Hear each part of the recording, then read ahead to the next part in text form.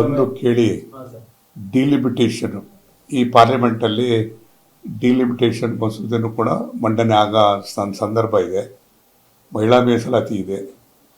ಈಗ ಅದು ಮಂಡನೆ ಆದಮೇಲೆ ಎಲ್ಲರ ಗಮನ ಆ ಕಡೆ ಹೋಗ್ತದೆ.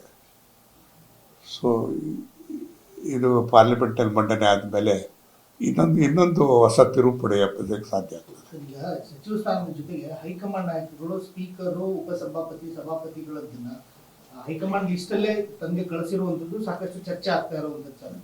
ವಿಶೇಷವಾಗಿ ವಿಧಾನ ಪರಿಷತ್ನ ಸಭಾಪತಿ ವಿಚಾರ ಸದನದಲ್ಲಿ ತೀರ್ಮಾನ ಆಗ್ಬೇಕಾಗಿರೋದನ್ನ ನಿಮ್ಮ ಹೈಕಮಾಂಡ್ ತೀರ್ಮಾನ ಮಾಡಿರೋದು ಸರಿನಾ ಅನ್ನುವಂಥದ್ದು ಚರ್ಚೆ ಆಗ್ತಾ ಇದೆ ಸರ್.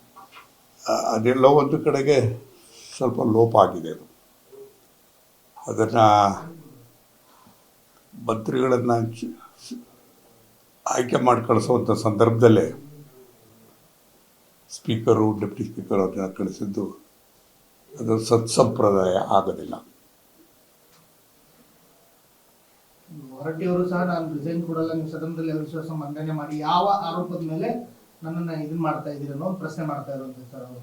ಅಲ್ಲ, ಅವ್ರ ಹೇಳಿಕೆಗಳನ್ನ ನೋಡಿದೆ, ಎಲ್ಲ ಒಂದು ಕಡೆಗೆ ಸ್ವಲ್ಪ ಸಣ್ಣ ಎಡವಟ್ಟುಗಳಾಗಿದೆ. ಏನೇ ಆದರೂ ಕೂಡ ಜನತಂತ್ರ ವ್ಯವಸ್ಥೆಯಲ್ಲಿ ಸತ್ಸಂಪ್ರದಾಯಗಳು ಭಾಳ ಮುಖ್ಯ ಆಗ್ತದೆ. ಅದೇ ಮಾನದಂಡ ಆಗ್ತದೆ. ಅದು ಎಲ್ಲರ ಮೇಲೂ ಕೂಡ ಅವಲಂಬಿಸುತ್ತೆ. ಅದಕ್ಕೆ ಅನುಗುಣವಾಗಿ ಎಲ್ಲರೂ ಕೂಡ ನಡೀಬೇಕಾಗ್ತದೆ. ರಾಜಕೀಯ ಪಕ್ಷಗಳು ನಡೀಬೇಕಾಗ್ತದೆ, ಎಲ್ಲರೂ ಕೂಡ ನಡೀಬೇಕಾಗ್ತದೆ.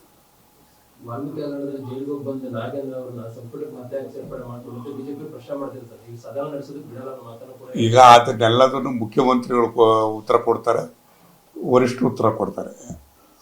ನೀವು ಕೇಳೋ ಈ ಪ್ರಶ್ನೆಗಳಿಗೆ ಆಯ್ಕೆ ಆಗಿರೋದಕ್ಕೆ ಸೂಟ್ ಕೇಸ್ ಕೊಟ್ಟವ್ರು ಮಾಡಿದ್ದಾರೆ ಅಂತ ಹೇಳ್ತಾರೆ. ಅದನ್ನೆಲ್ಲ ಮಾಡಿದ್ದಾರೆ ಅಂತ ಹಿರಿಯ ಶಾಸಕರೇ, ಎಚ್ ಕೆ ಪಾಟೀಲ್ ನಿಮ್ಮಂತವರೆಲ್ಲ ಮಾಡಿಲ್ಲ, ಹಗರಣ ಇದ್ದವ್ರನ್ನೆಲ್ಲ ಮಾಡಿದ್ದಾರೆ ಅಂತ.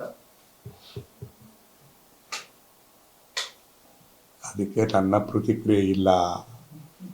ಅದಕ್ಕೆ ಉತ್ತರ ಕೊಡ್ತಕ್ಕಂಥವರೇ ಬೇರೆ. ನಿಮ್ಮಂತ ಹಿರಿಯರಿಗೆ ಗೌರವ ಸಿಗಲಿಲ್ವಲ್ಲ ಅಂತ ಸರ್ ಅಷ್ಟೇ.